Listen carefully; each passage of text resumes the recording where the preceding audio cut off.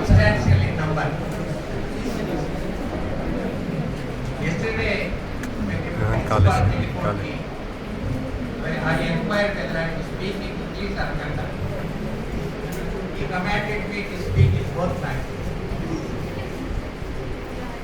It is better than having substantial strength of students who do not understand Kannada. Though I love to speak in my mother tongue, I have no choice.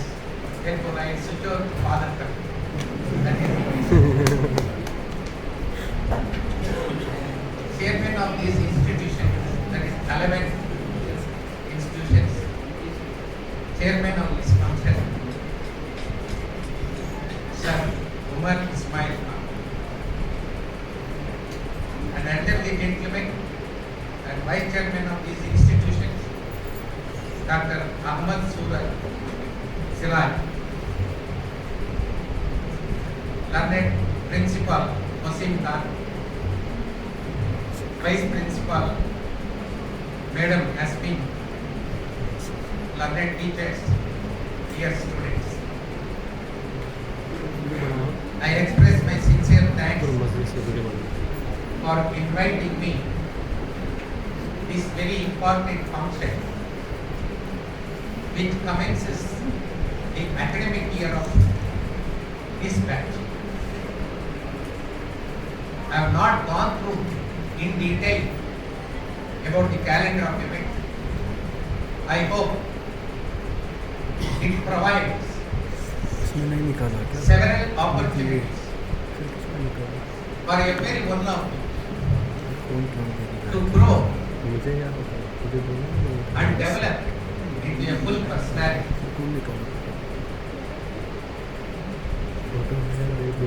I always used to say, a lawyer and a judge do not know little about politics, economics, sociology, philosophy, literature, is apt to become a public enemy. Therefore, it is necessary for all of us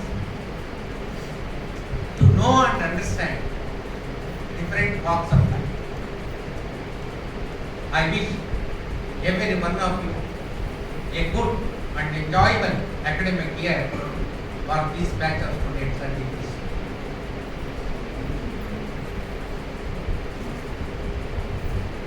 I joined law course in the year 1974. I completed law in 1977. I enrolled as a lawyer in 1977.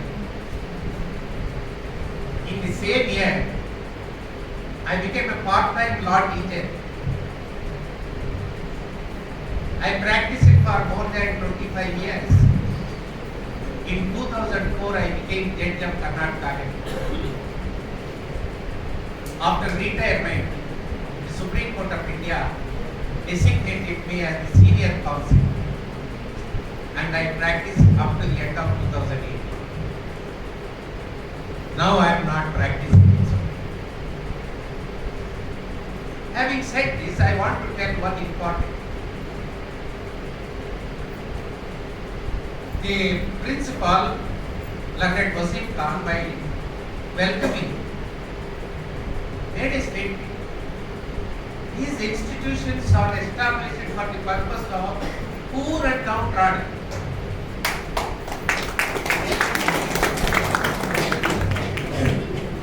I born in a remote village in the family of a middle class farmer.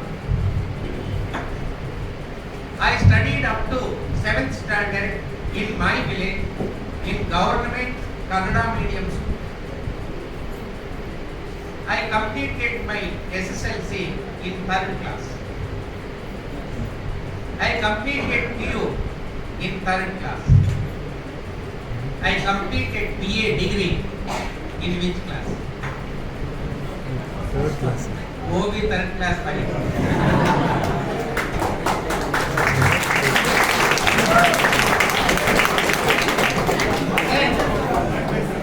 I did my law Tell me now which class. First class.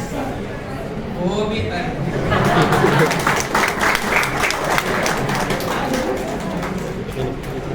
In 77, I was ripe to get married. Nobody came forward to give their daughter to me. Because there is no job in my hand. My entire career is third class. Having no other alternative, I wear the black robes and became lawyer. I worked hard. I maintained ethics. Since I worked and I was honest, cases came all over from Karnataka. More cases came. More money came. In 2004, the High Court looked at me. Here is a fellow who is having more cases and also earning more money. Let me make him a judge. In 2004, So that he can I was made earn more judge of and more. Karnataka High Court and permanent judge of Karnataka High Court. Now tell me whether I am first class or third class. First class. But my marks are friends. Remember, marks card alone is not the yardstick to measure your time. अब क्या लेके बैठा है अब क्या लेके बैठा From depressed classes, from minorities, from rural areas, are having the talent. All that they require is little encouragement and little opportunity. Therefore, it is not necessary that nobody feel inferiority. You have got every chance, you have got every space to grow in the concept and inspire. फिर इसी को बोला निकाल उसको बोला इससे भी निकाल बोला कोई नहीं मिस करता As a student of law, as a lawyer, photo निकालना as a law teacher, and as a judge, my journey in this legal fraternity is 48 years old now. I enjoyed every bit of it. It gave me everything to me. It gave me wealth. It gave me respect. It gave me honor. It gave me a better placement. I feel proud to be a member of Indian legal fraternity and I enjoyed everything. I welcome every one of you to lead similar life.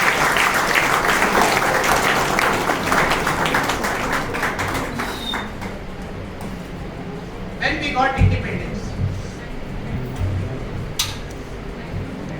I am little deaf, please be loud. When we became republic, what is the difference between independence and republic?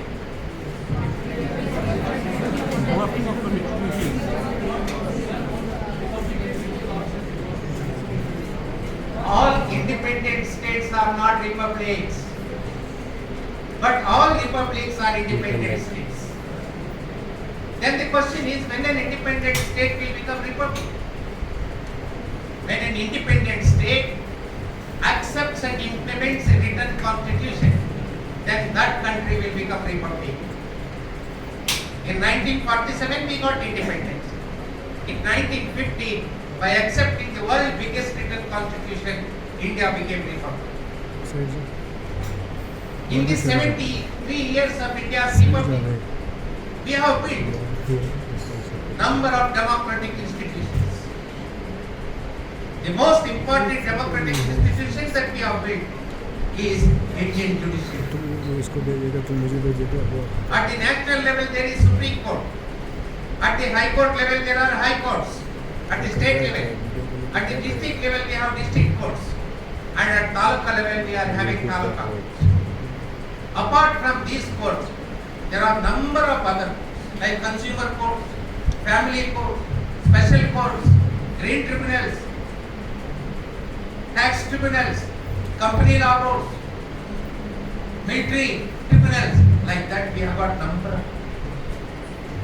As of now, more than 26,000 judicial officers are working from top Supreme Court to the down Taluka level. 20 lakh lawyers are practicing. The Supreme Court of India is deciding per annum in an average 60,000 cases.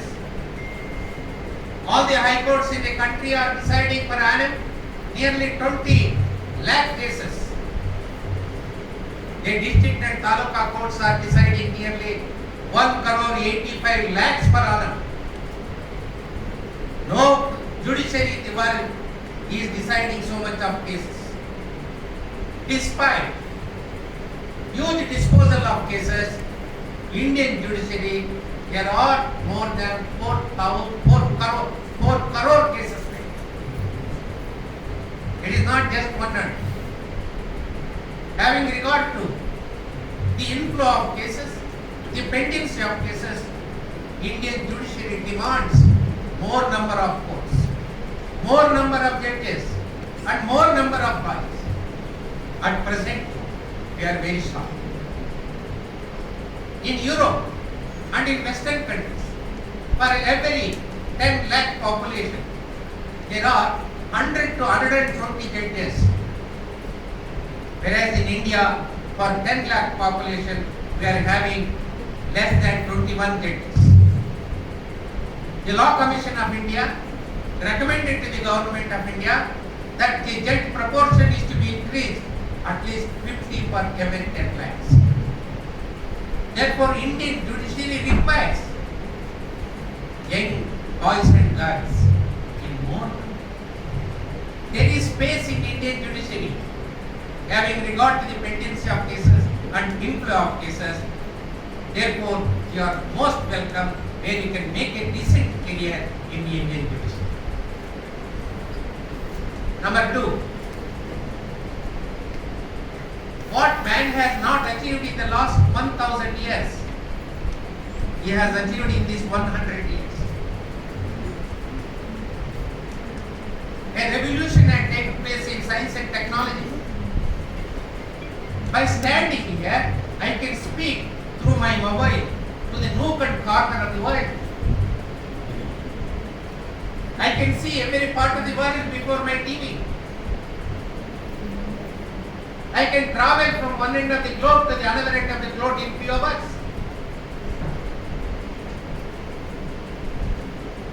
Space technology, information technology, cloning.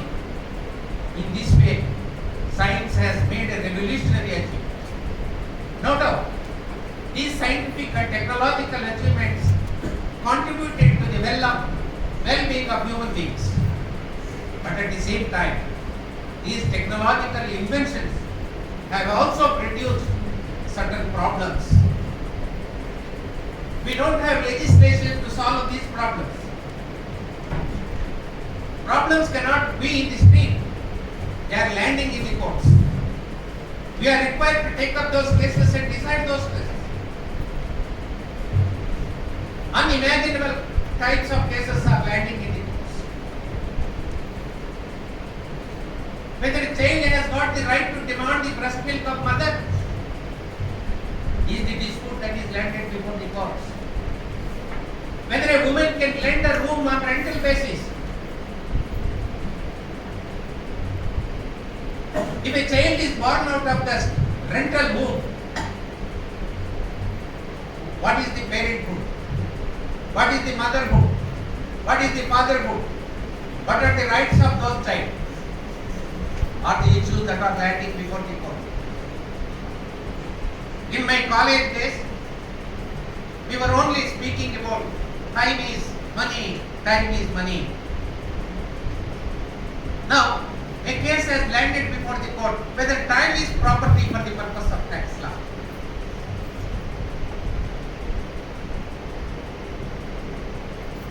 In this way, number of challenging issues are landing before the court. We cannot throw out these cases. We have to find out a solution. We have to find out a way. We have to resolve these disputes. For this purpose, it is not only the quantity of lawyers that we require, we also require quality lawyers. Young boys and girls with equality are more required in judiciary to address these problems. Thirdly,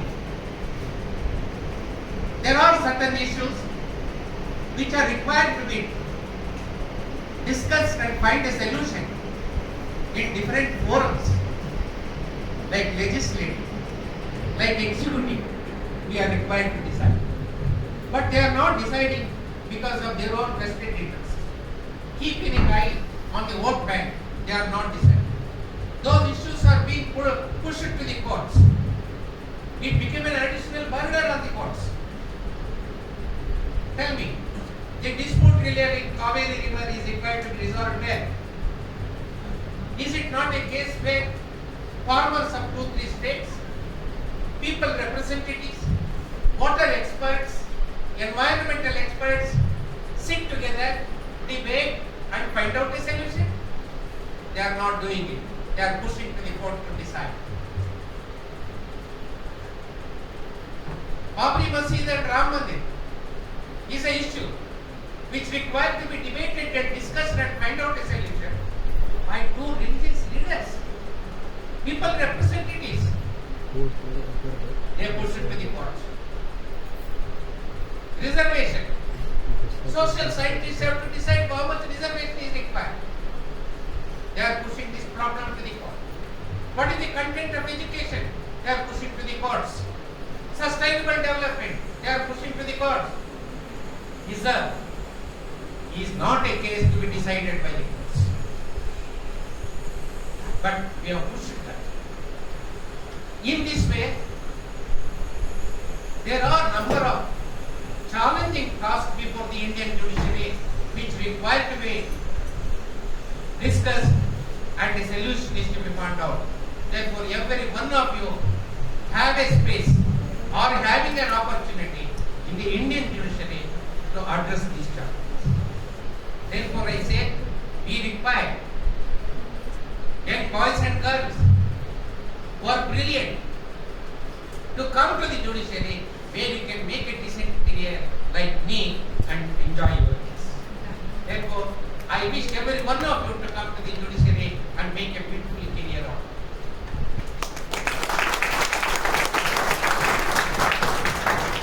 Please don't come to the judiciary to make money.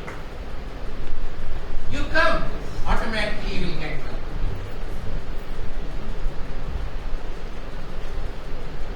All that I request is those who wanted to come to the judiciary to become a lawyer and a judge in the later. All that I request is right now you have to build certain inbuilt qualities. Friends, remember there is no substitute for hard work. Throughout your life as a lawyer you have to work hard. My senior used to say, when you are young, you want to eat, you want to drink, you want to enjoy, you want to travel, but there will be no money in your pocket. As a young lawyer, you will not do it. After some time, you will get married, you will get children, you have to pay rent, you have to pay health bill, education bill, entertainment bill, etc. You learn some money, you will be hand to mouth. There will be another stage like me. I will get money, but I have got BP and I have got shoes. I cannot enjoy it. Therefore, please come to the legal profession not with a motive and mind to make money, but to make it decent. For that, you are required to work hard. You are required to be honest.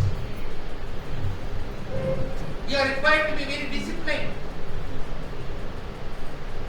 You have to maintain certain values. You have to discharge certain duties. Duties to the client, duty to the opposite lawyer, duty to the judge, duty to the society.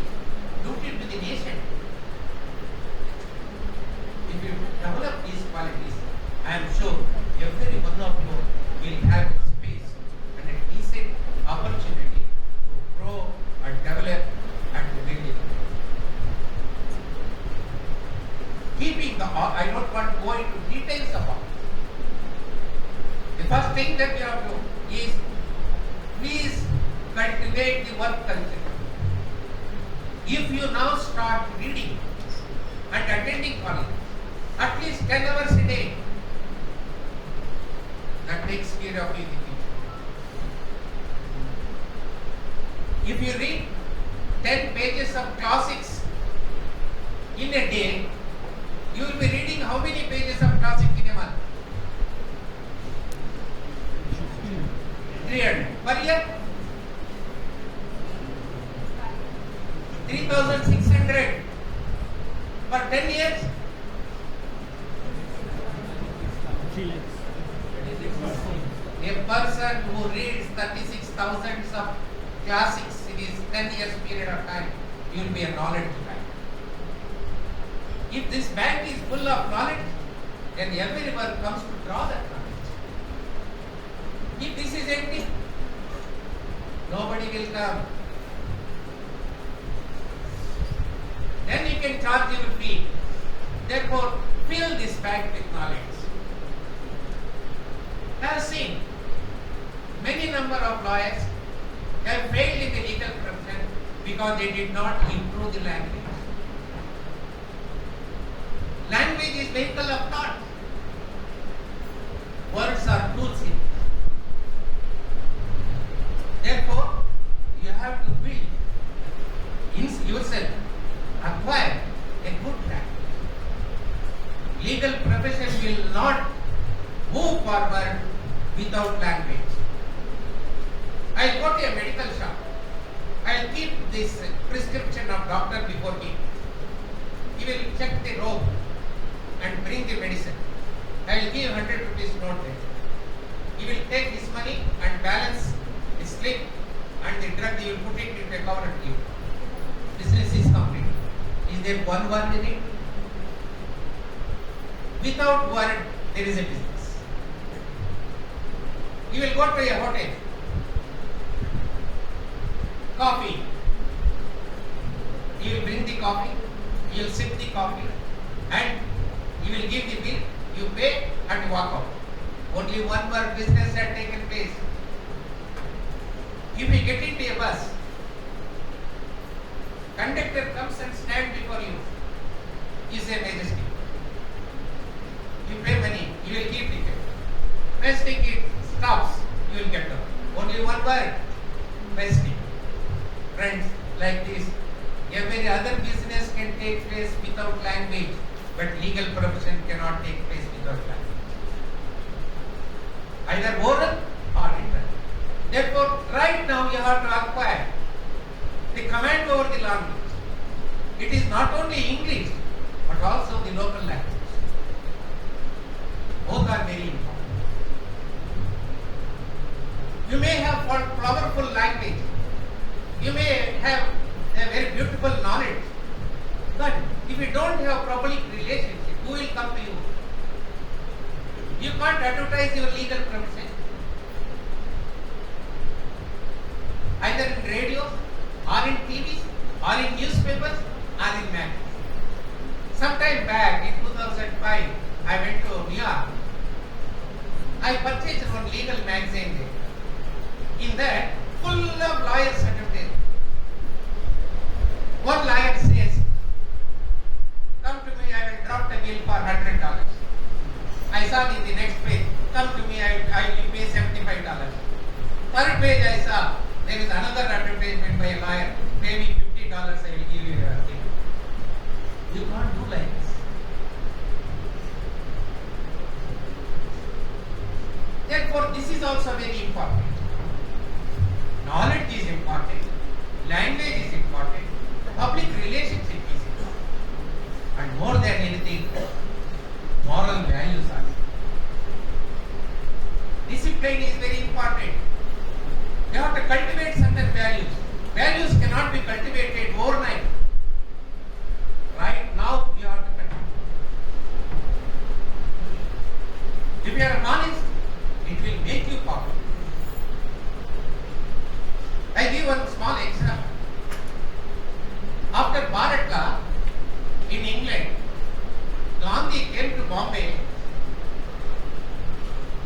and started legal practice. Even after 6 months, he did not get it. He was unable to earn 2 meals per day. He decided to go back. With the help of his brother, he went to Rajput. There he commenced his practice. His brother was working in revenue department, helped him. He started getting some small power cases. He was able to earn 2 meals a day. At that stage, one business company from South Africa, Abdullah and Company, they came in search of a lawyer to Bombay. They want a lawyer who knows both English and Gujarati. Abdullah and Company were basically from Gujarat business people. They were running their business in South Africa. There was a case against them for recovery of 10,000 rupees in Johannesburg court.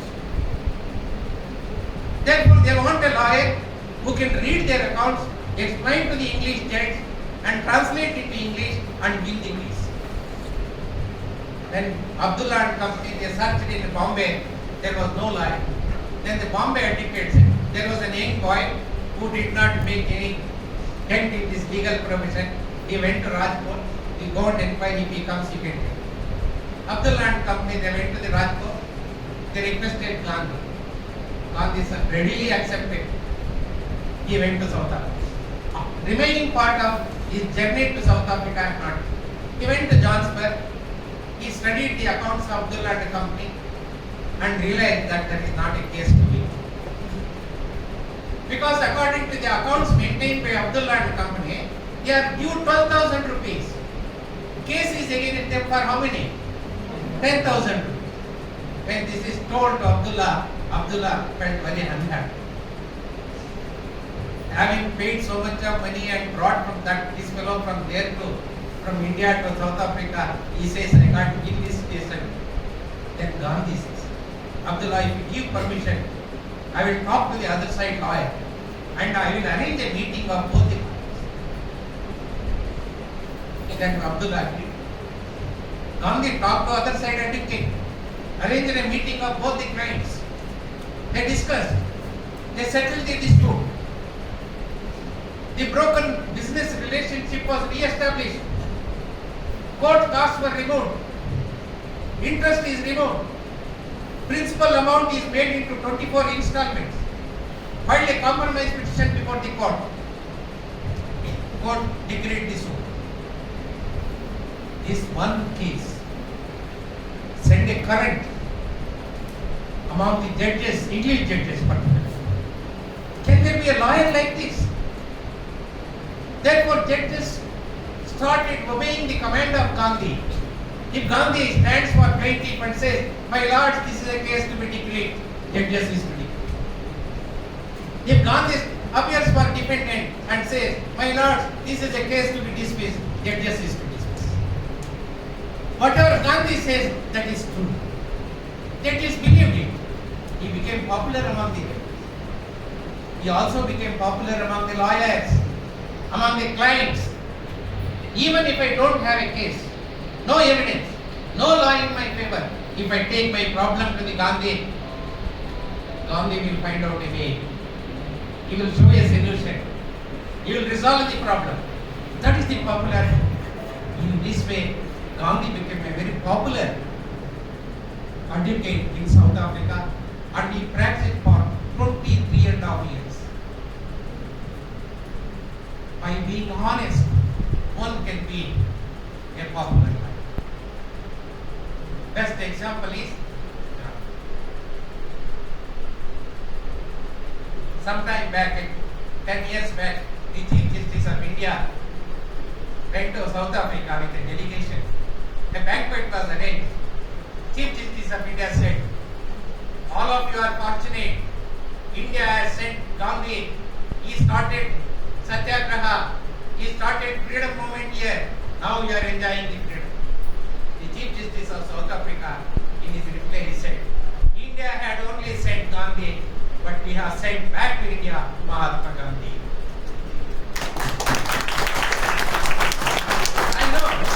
and you cannot